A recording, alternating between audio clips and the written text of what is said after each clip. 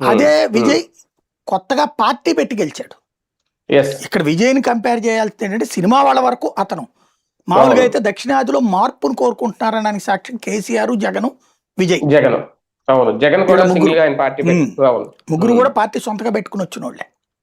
అవును అంటే పవన్ కళ్యాణ్ కూడా సొంతగా పెట్టుకొచ్చిన ఆయన కూడా ఎవరితో ముందు పొత్తు అదే పెట్టుకోలేదు కాకపోతే కదా పొత్తు ఫస్ట్ పొత్తు పెట్టుకున్నాడు కదా 14 లో. అవును అదే 19లో కూడా పొత్తే కదా కమ్యూనిస్టులు బిఎస్పితో.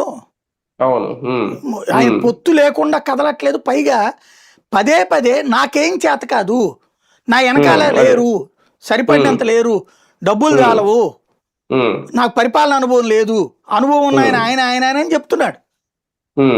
నిజం స్టాలిన్ కంటే విజయ్కి ఏమైనా అనుభవం ఉందా? మరి ఎట్టేసారు ఓట్లు?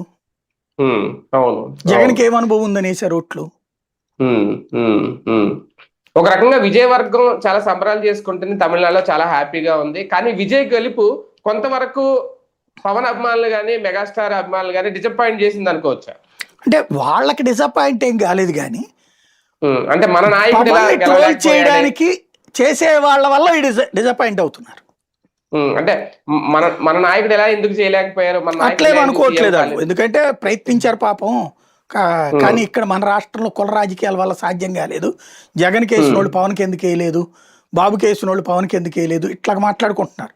పవన్కి సపోర్టింగ్ గానే ఉన్నారు. వాళ్ళ కోపం వచ్చేదల్లా ఇప్పుడు పవన్ ని ట్రోల్ చేస్తున్న వాళ్ళు వైసీపీ.